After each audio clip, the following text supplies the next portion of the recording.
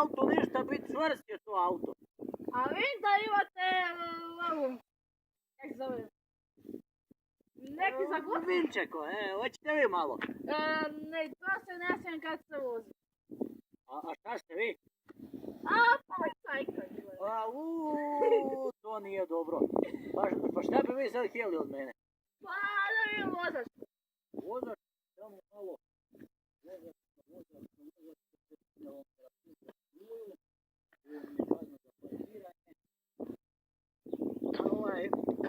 A kolika bi to kazna bila? 150 eura. Gledajte, evo, nema 5 lipa, ali od